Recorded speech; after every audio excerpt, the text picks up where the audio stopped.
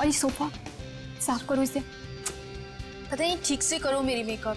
मेरा भी पफ दे दो, 2 घंटे से बैठी हूं मैं। दो शीशा। सर एज पर रिक्वायरमेंट सब चीजें रेडी हैं, बस वो ईशानी मैडम आ जाए। मैडम आ जाए, पता नहीं कब आएगी। जाओ जाकर देख कर आओ। सर जब वो आएंगे हमें पता चल जाएगा सर। पता नहीं कब आएगी, सबकी बैंड बजी पड़ी और महारानी पता नहीं कहाँ रह गई है।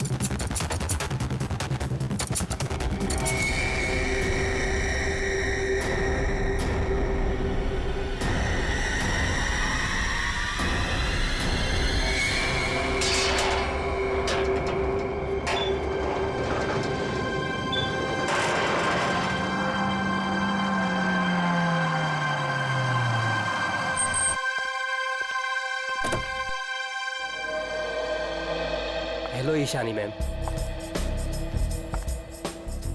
मेकअप रूम रेडी है मेरा? हाँ मैम, जैसा आपको चाहिए बिल्कुल वैसा ही है, और आपका फेवरेट रूम फ्रेशनर भी है। और एक काम करो, डायरेक्टर को जाके बोल दो कि 2 से 3 घंटे तो लगते ही हैं, राइट? और मेरे मूड के ऊपर है कि मैं खुद ही रेडी होके सेट पे आ जाऊंगी, ठीक है? ठीक है मैम। चलो।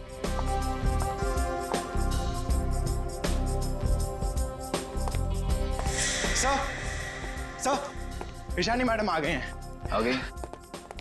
बीबू जी देख, महारानी के तैयार होते ही आज का पूरा शॉट उसको अच्छे से समझा देना। जी सर। ठीक है, मैं उसके नखरे नहीं झेल सकता। Yes sir. सर अगर उसने मुझे थप्पड़ मार दिया तो खा लेना एक थप्पड़।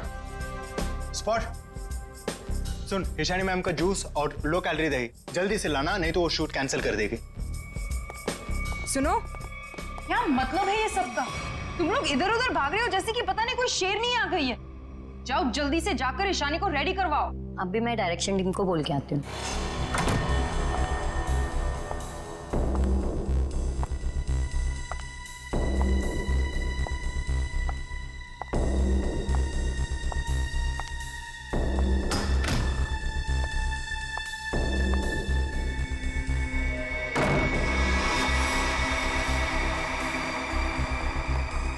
सर, माना कि ईशानी बहुत बड़ी स्टार है, लेकिन हम भी उसके नौकर नहीं है।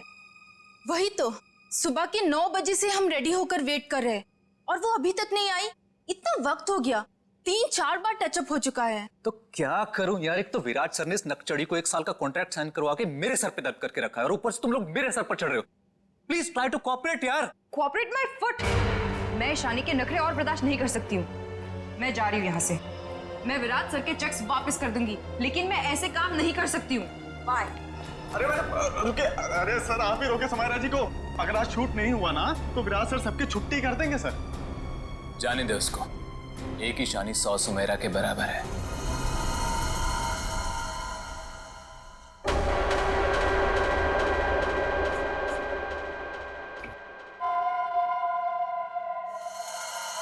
बीबू बहुत देर होगी, देखना कहां पर है, बुला उसको। सर वो सैंडल उतार के मारेगी मेरे मुंह पे। लिख के ले लो, वो वापस नहीं आने वाली है। ईशानी के नखरे ही एक दिन उसे ले डूबेंगे। अरे तू जा उसको बुला के ले, जा जा। अरे जाना। जा रहा हूँ सर।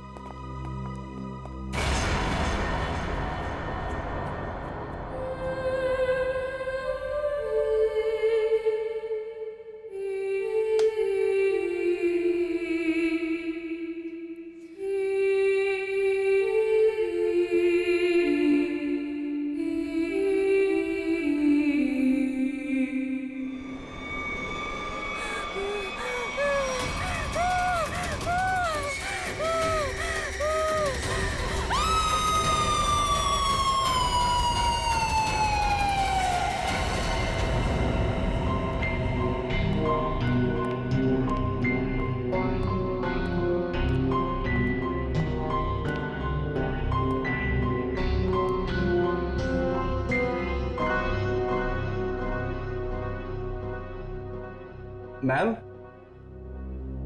मैम आप रेडी हैं तो मैं अंदर आ जाऊं? मैडम भाग जा यहाँ से, वरना तेरा पैर तोड़ दूंगी।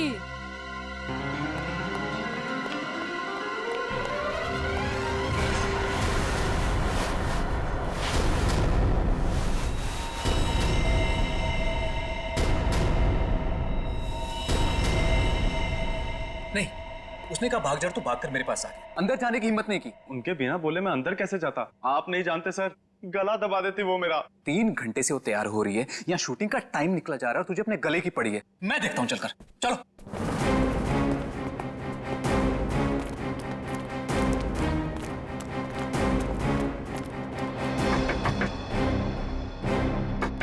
ईशानी, सर प्लीज, मैम गुस्से में लगती है, शूट छोड़कर चली जाएंगी।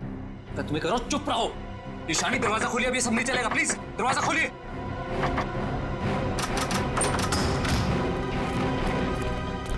अरे मैम ये हेड क्यों पहनी आपने? ये तो ब्रीफिंग में है ही नहीं। मैम ऐसे बैठे क्यों हैं? क्या अकड़ है इस औरत के अंदर। ईशानी जवाब दो, हमारी तरफ देखो। ईशानी, ईशानी।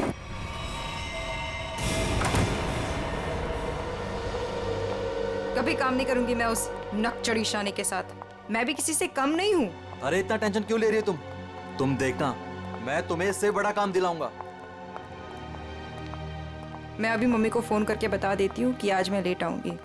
ठीक है, तुम मम्मी को फोन कर लो, हम तुम्हारा अंदर इंतजार करते हैं। ठीक है, मैं अभी आती हूँ। ठीक है।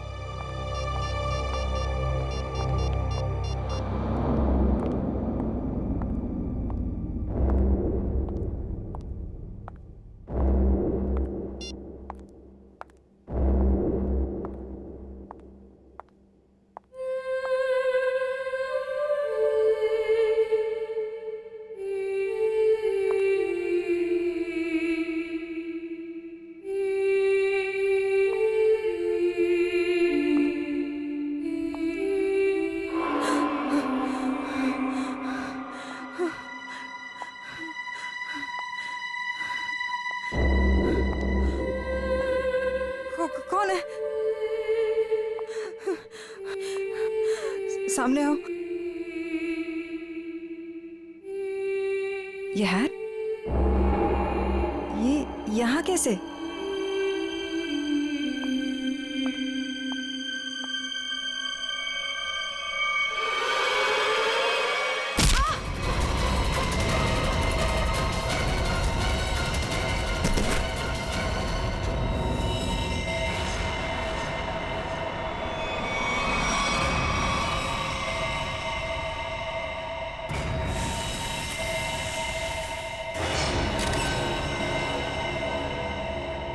बड़ी बेरहमी से गला काट दिया।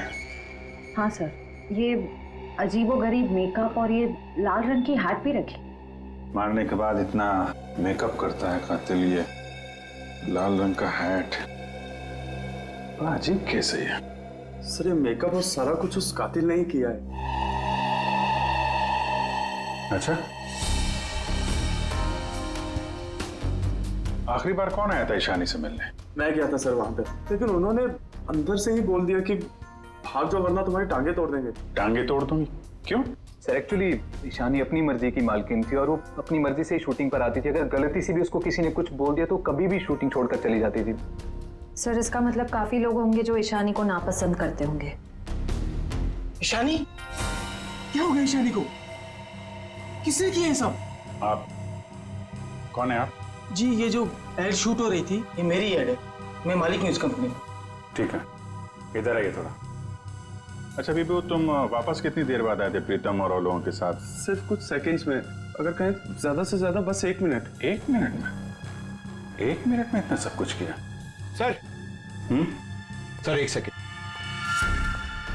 यहाँ पे एक फिंगरप्रिंट मिला है और बाकी सब कपड़े ठीक है, मगर बस ये तो देखिए सर, ऐसा लग रहा है किसी ने कैंची से काटा है सर।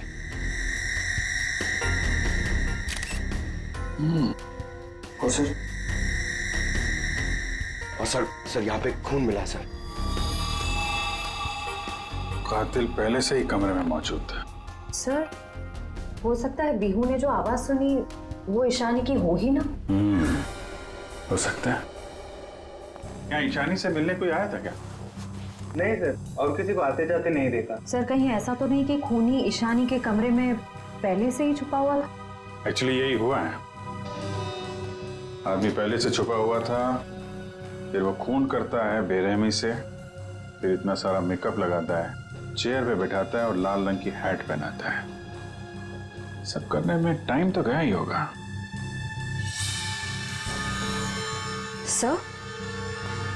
सर ये देखिए, ईशानी का टॉप भी कटा हुआ है। इसे भी काटा गया है। उधर भी कपड़े कटे हैं, इसका टॉप कटा है। लगता है ये जानबूझ के किया गया है।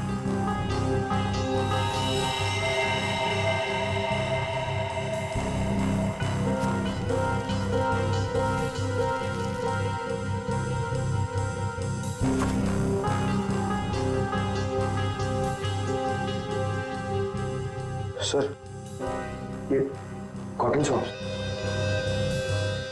लगता है मेकअप करने में इस्तेमाल किया गया है। वंश, ये सारी चीजें और बॉडी को फोरेंसिक लैब भेजो। तब तक हम लोग जरा बाहर देखते हैं।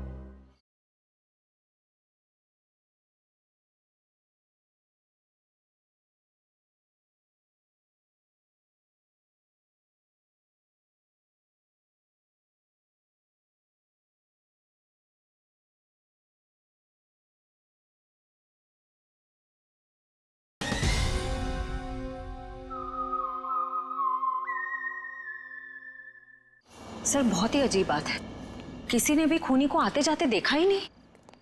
आने जाने की तैयारी पहले से कर रखी थी खूनी ने। ना काम किया और निकल भागा। सर ऐसी कैसी तैयारी की होगी कि यूनिट के किसी भी मेंबर ने उसे नहीं देखा? इतना हंगामा हो गया यहाँ पे और ये बैठा सो रहा है। जी साहब।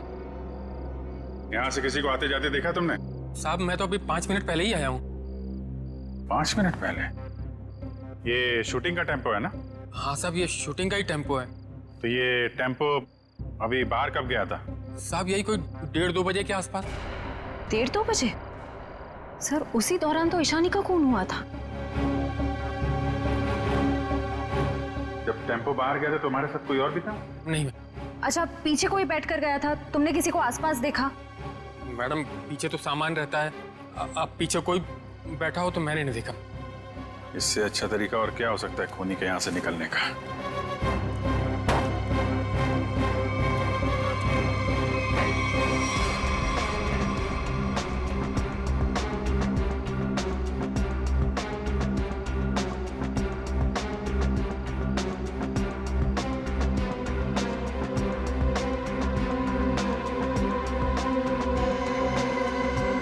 पीओपी का टुकड़ा?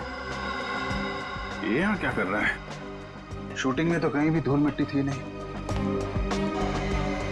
ये मिट्टी का टुकड़ा कहाँ से आया? साहब इसमें तो प्रॉपर्टी का सामान रहता है। प्रॉपर्टी के सामान और उसमें पीओपी का टुकड़ा, मतलब कोई और था यहाँ पे।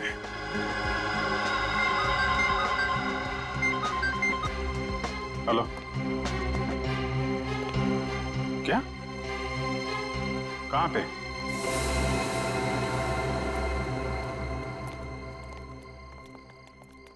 आपने फोन किया था?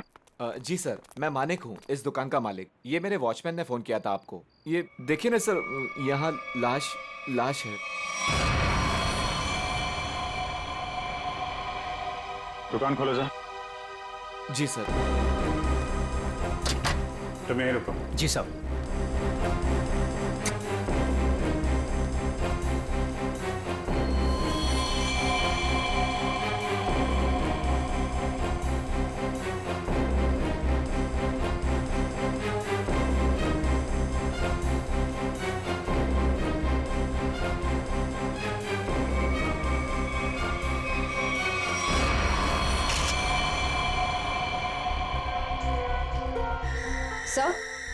सर इसे भी बिल्कुल ईशानी की तरह मारा गया है। ये देखिए, किसी पतली धार वाली चीज से इसका गला काटा गया है।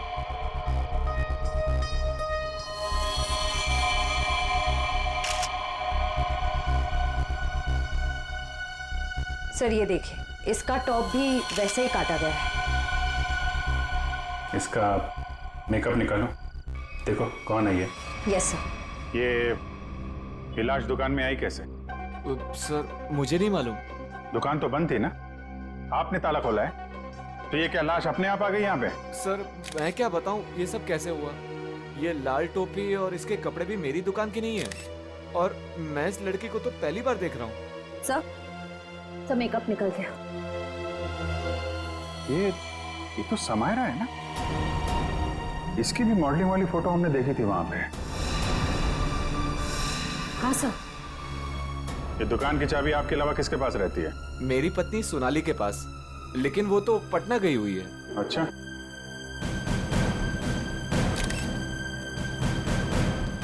तुम्हारी ड्यूटी में एक आदमी यहाँ पे खून करता है, उसकी लाश को यहाँ दुकान में रख दिया, क्या कर रहे थे तुम?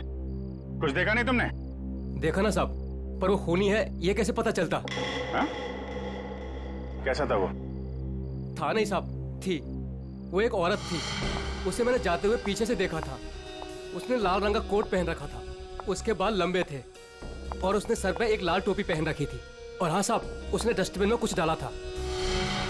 मतलब सर खूनी एक औरत है? कहाँ है वो डस्टबिन जिसमें उसने कुछ डाला था? वो वहां।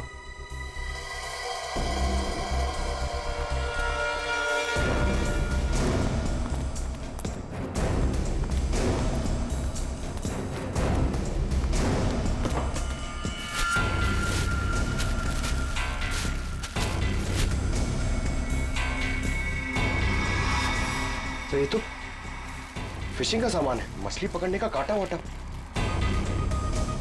सर ये तंगुस पे खून लगा है।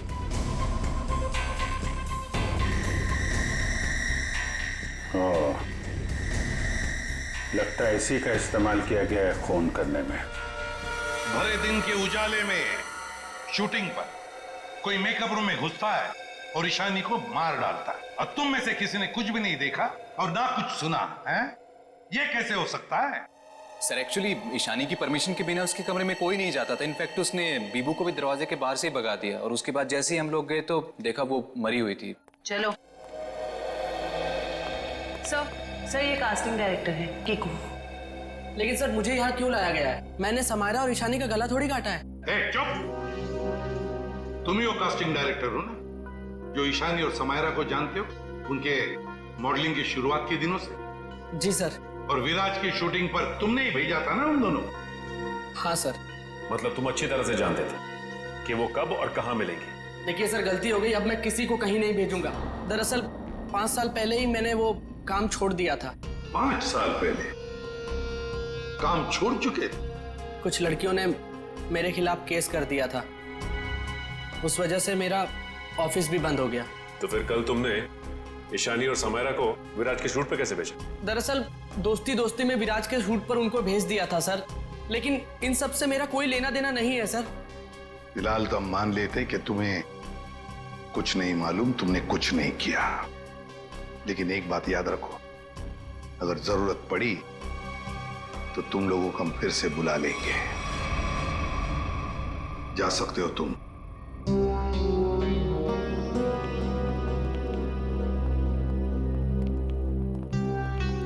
इन तीनों पे कड़ी नजर रखनी पड़ेगी।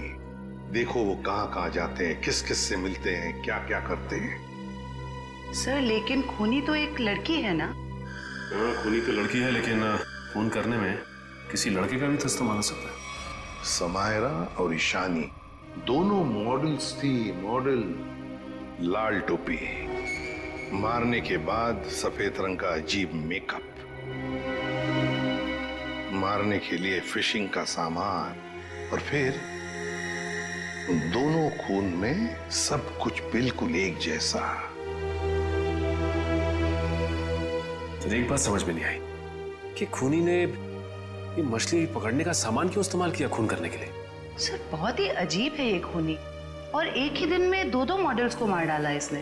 पता लगाना पड़ेगा कि समायरा और ईशानी दोनों मॉडलिंग के अलावा और कुछ करते थे, या मॉडलिंग करने से पहले क्या करती थी। कहीं दोनों के बीच में कोई संबंध तो नहीं था, पता लगाना पड़ेगा।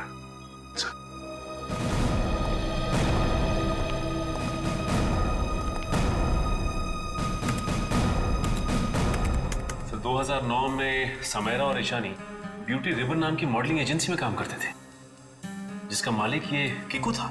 Kiku, casting director Kiku. इस किकू के बंद पड़े ऑफिस में जाना पड़ेगा। देखना होगा, शायद इसके बाकी मॉडल्स की भी जान को खतरा हो, और ये भी हो सकता है कि हमें उस औरत के बारे में कोई सुराग मिल जाए।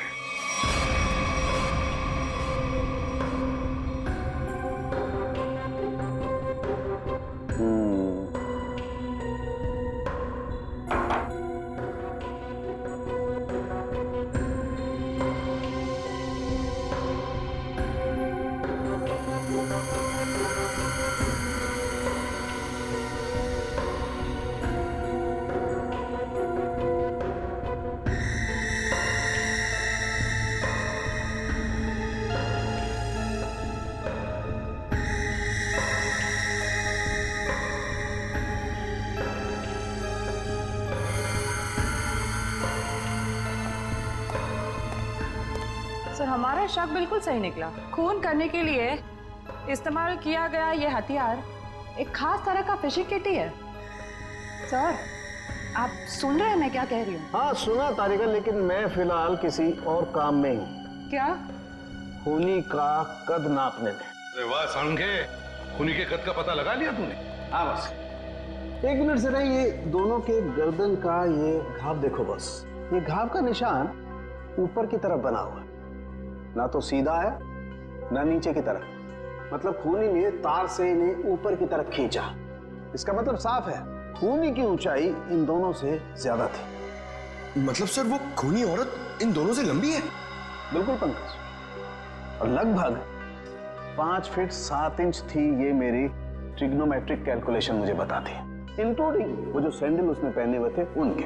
एक बार हाथ में आ जाए ना तो ऊंचाई भी नाप लेंगे। 5 फुट 7 इंच की लड़की जिसके लंबे और सीधे बाल हैं। और सर, या तो उसे फिशिंग करने का, मछली पकड़ने का शौक था, या तो फिर किसी खास मकसद से उसने ये सामान, ये फिशिंग किट का इस्तेमाल किया होगा। सांख्य, लगता है इस मछली पकड़ने के तंगूस से, इस तार से इन दोनों के गले को काटा है। बिल्कुल बस। डॉक्टर साहब, जो प्लास्टर ऑफ पेरिस जैसी मिट्टी मिली थी हमें, उससे कुछ पता चला क्या? हाँ पता चला सचिन। बॉस, वो सामान मूर्ति बनाने के काम में आता है। मूर्ति बनाने का? बॉस, टेस्ट चल रहे हैं, बाकी का भी पता चल जाएगा। तू कब बताएगा सांख्य? बताऊंगा थोड़ी देर में, लेकिन एक खास बात और बताना चाहता हूँ। वो क्या है? बॉस, ये देखो, ये है वो तार जिससे खूनी ने इनका गला काटा। खूनी जब इनका गला काटने की कोशिश कर रहा था, इन लोगों ने अपने बचाव में हाथापाई की होगी। उसी झड़प के दौरान खूनी का पलक का एक बाल मुझे इस तार पर से मिला है। तो मतलब तू अब इस बाल का डीएनए टेस्ट करेगा, है ना? करना ही पड़ेगा। एक खूनी लड़की जिसका कद 5 फुट 7 इंच है, जिसके सीधे और लंबे बाल है, जिसे मछली पकड़ने का शौक है और शायद मूर्तियां बनाने का भी। बस इतना भी काफी है हमारे लिए इस लड़की को ढूंढने के लिए।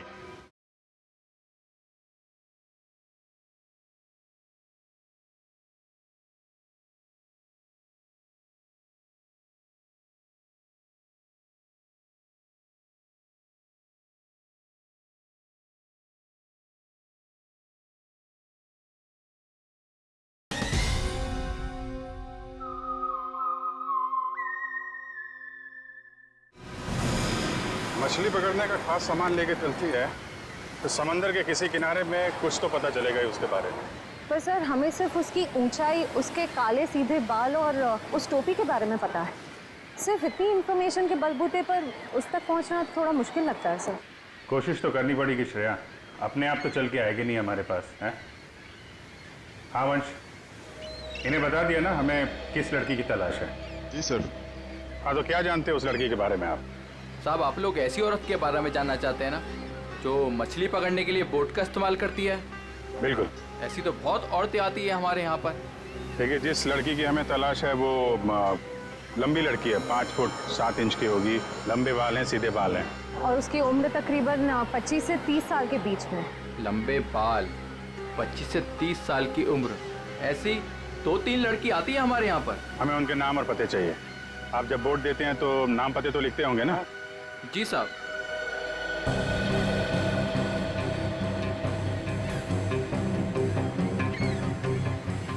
ये तीनों लड़की आती हैं 5-6 महीने से हमारे यहाँ पर अपने कुछ दोस्तों के साथ। केशा, एनी, शिखा। केशा, एनी और शिखा। मिलना पड़ेगा इन तीनों लड़कियों से। देखते हैं इनमें से कौन है वो लाल टोपी वाली लड़की। सर, कीकू जी ने टैक्स की चोरी की थी और कुछ लड़कियों के पेमेंट ना देने की वजह से इनकी शिकायत की थी, इसीलिए ऑफिस बंद हो गया। और इनका कोई क्रिमिनल रिकॉर्ड भी नहीं है सर। उसका खून हुआ है वो 2008 में कीकू जी की एजेंसी से ही लॉन्च हुई थी, इसलिए ये अभी शक के घेरे में है। विराज, तुम ये बताओ कि तुमने तो कीकू जी के साथ और उन मॉडल्स के साथ काम किया था, तो तुम्हें कभी लगा कि वो मॉडल्स किसी मुसीबत में है या फिर कीकू जी के काम में कोई गड़बड़ है? मैं ईशानी और समायरा के साथ पहली बार काम कर रहा था, और जहाँ तक कीकू जी की बात है तो पैसों के लेन देन में धांधली के अलावा इनमें दूसरी कोई कमी नहीं है। सर, इन तीनों मॉडल्स के कद, रंग और बाल खूनी से कुछ हद तक मिलते जुलते हैं। एक काम करो, इन सबसे पूछताछ करो कि मॉडलिंग के अलावा ये लोग क्या काम करते हैं, क्योंकि इंफॉर्मेशन ये है कि आजकल इनमें से कहीं मॉडलिंग नहीं करती।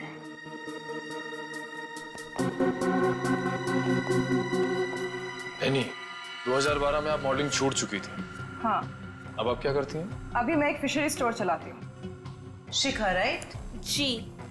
आप एक प्रिंट मॉडल है, ये तो हम जानते हैं। उसके अलावा क्या करती? मैं कुछ भी नहीं करती। और आप क्या करती हैं केशा जी? मैं मूर्तियाँ बनाती हूँ। मूर्तिकार। ठीक है, थैंक यू।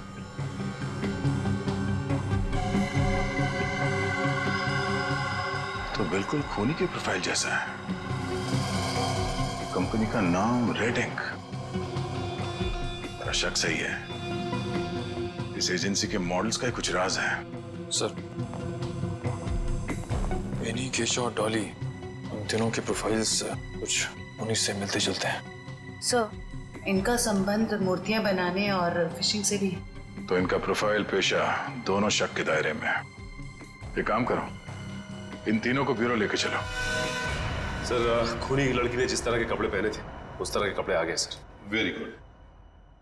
पंकज, इन तीनों के नंबर्स हैं ना हमारे पास? Yes sir. सेलफोन नंबर्स जरा ट्रेस करो, देखो जब उन दोनों लड़कियों के खून हुए तब ये तीनों कहां थी।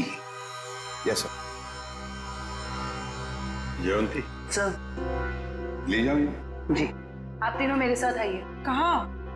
अभी बताती हूँ, आओ।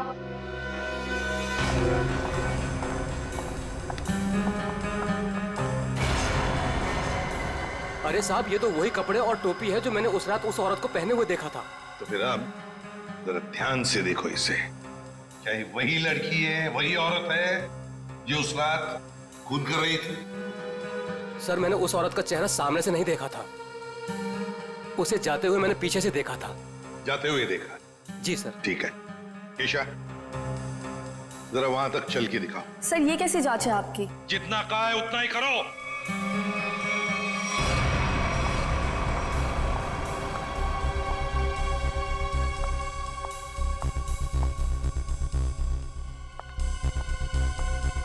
नहीं साहब। नहीं? नहीं। ठीक है, आप आइए मेरे साथ।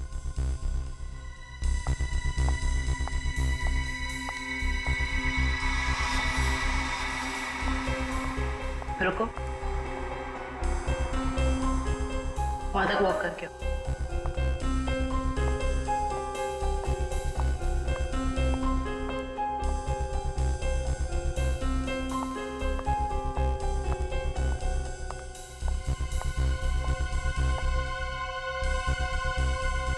ये भी नहीं है सर। आइए।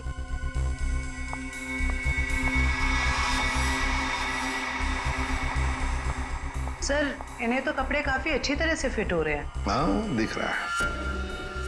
अब ऐनी जी जरा चल के भी दिखाइए।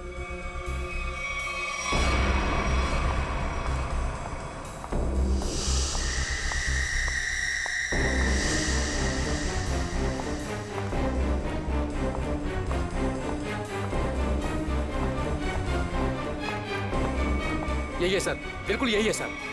क्या बक रहे हो?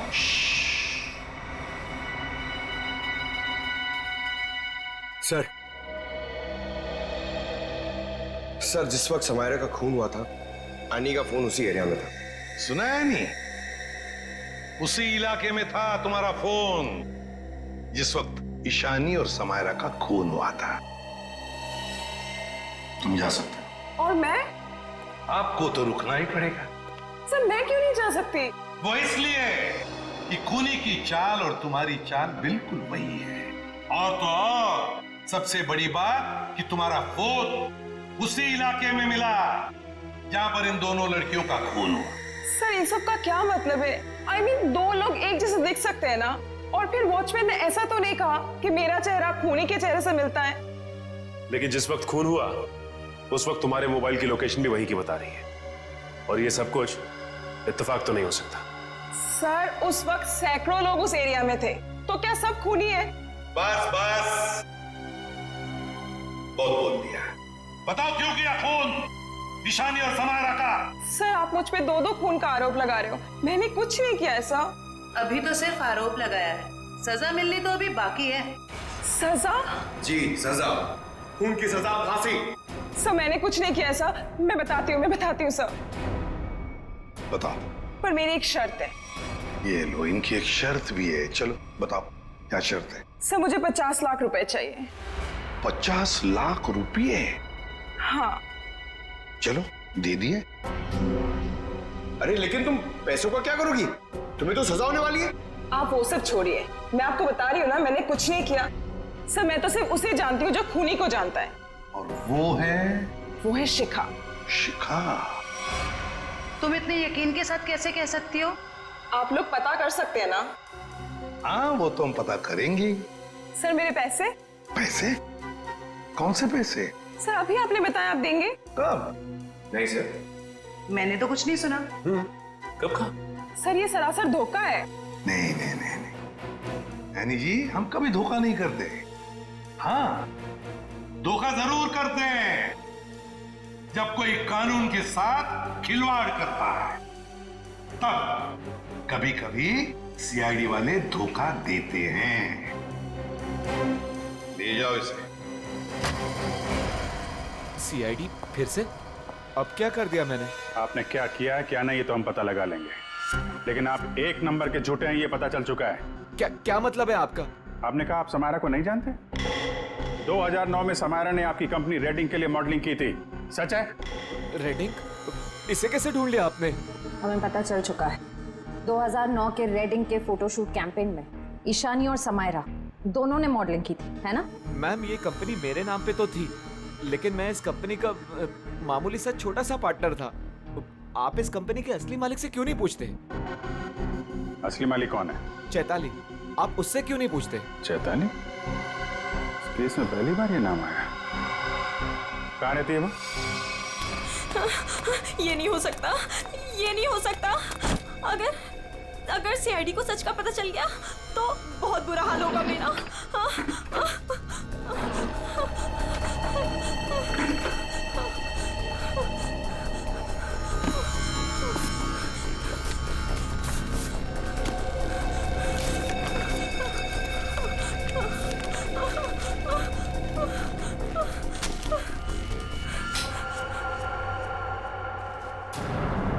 कौन है? ये लाइट क्यों बंद कर दी?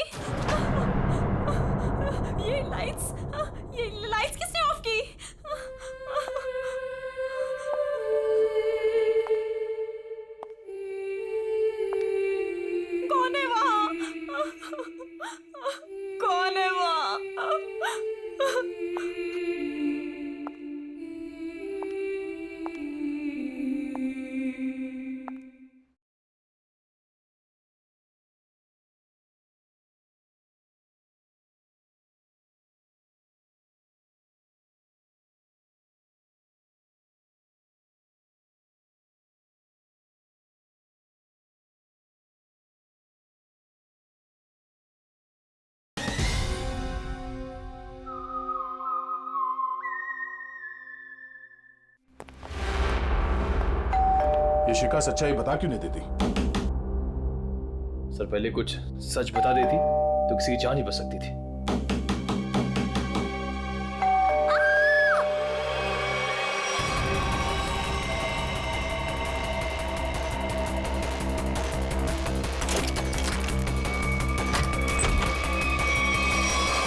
शिका, शिखा, शिका,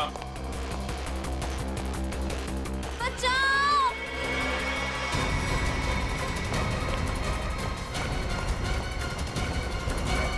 शिका, शिखा,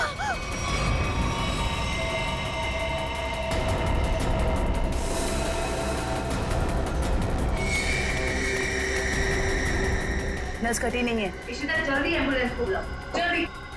भाग गई। कोई बात नहीं, बच के जाएगी कहाँ? सर को जलाने की कोशिश भी की गई है। Oh no. शिखा,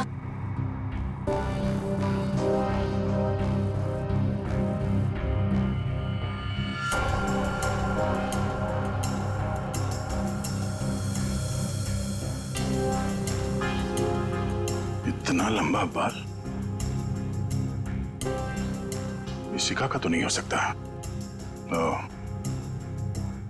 तो भागते भागते बाल छोड़ दी।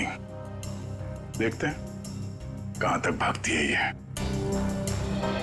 आइए सर।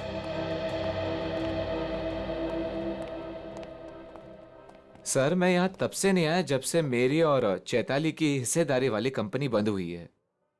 पता नहीं है वो कहाँ है। घर की अच्छी तरह से तलाशी लो, देखो क्या मिलता है।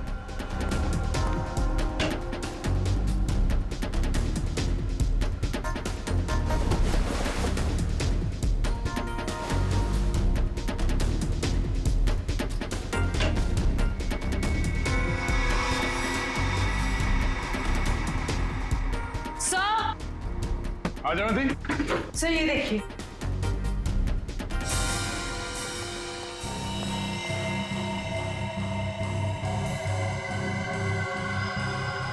ये तो उस खूनी का पहना हुआ है। सर इस बंद पड़े घर में यहाँ कैसे आ गया? चल निकालो उसे बाहर।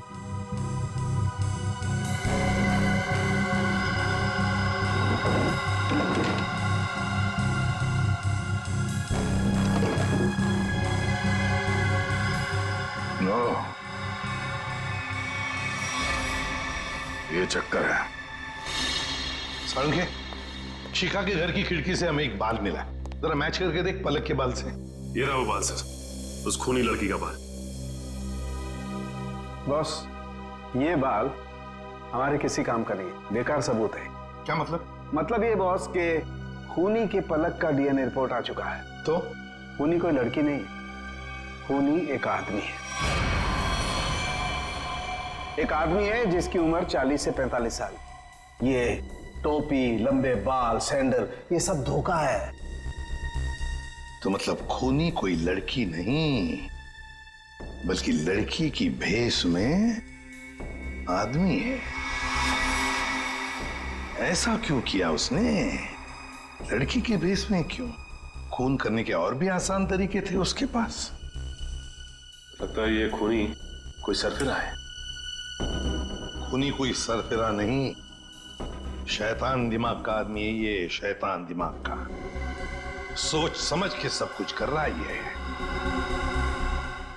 एक काम करते हैं, जितने भी लोगों पर शक है ना, सबको यहां बुला लो, सबका डीएनए टेस्ट करते हैं। आप बताते क्यों नहीं कि हम सब लोगों को यहाँ पर क्यों लेकर आए हैं? ऐसी जगह लाए कि हमारा कोई टेस्ट होने वाला है। और आप लोगों को हम सब पे शक है कि हमने खून किया है। लगता है हम सब बिना जुर्म के सजा भुगतने वाले हैं। बस बहुत हो गया।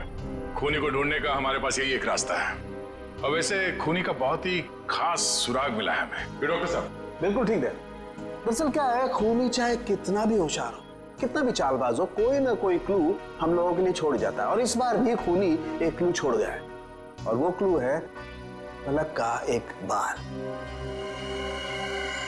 देखिए, मैं ऑडिशंस लेता हूँ, लड़कियां सजती हैं, संवरती हैं, अपनी पलकों को भी सजाती हैं, तो इन सब से हमारा क्या लेना देना?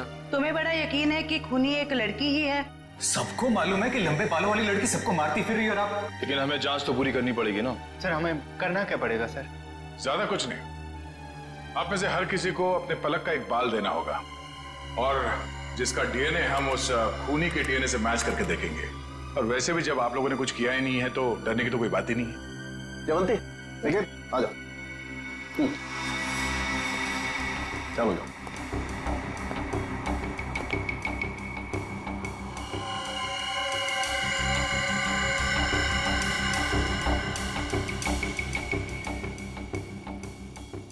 देखिए प्लीज, मेरी तबीयत ठीक नहीं लग रही, मुझे चक्कर आ रहे हैं, मुझसे ये सब नहीं होगा।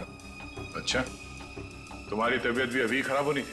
सर आप इस जांच को बाद में भी कर सकते हैं। चलो प्रीतम, मैं तुम्हें हॉस्पिटल ले चलता हूँ, चलो। और चैताली किसी हॉस्पिटल में है क्या? निखिल,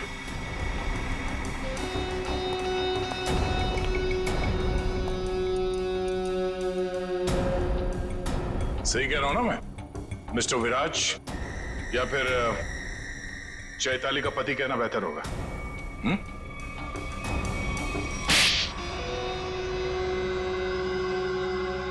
चैताली कहाँ है बताओ?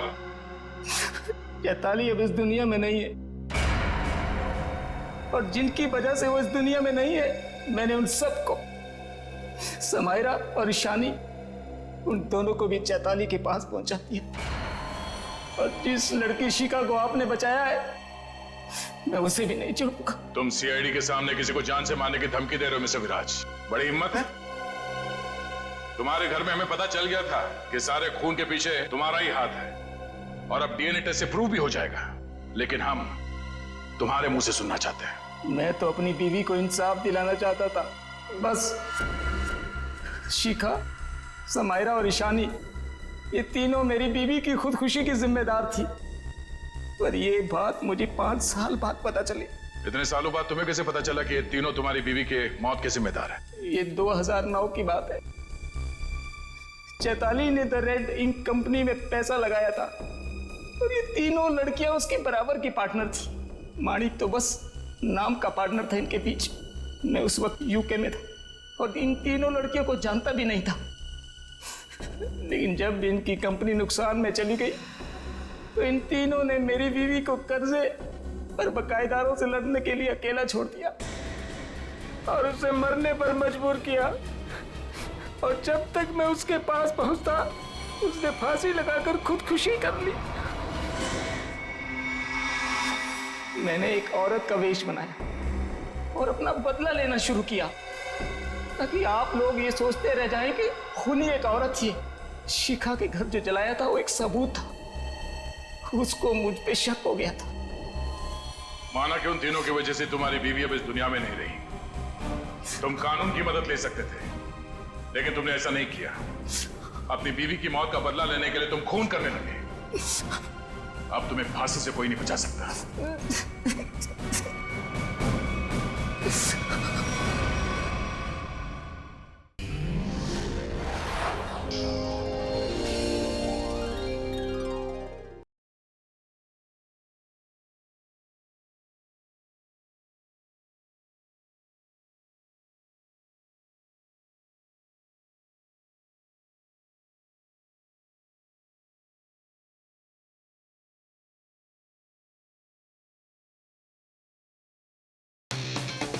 और ये सोफा साफ करो इसे। पता नहीं ठीक से करो मेरी मेकअप।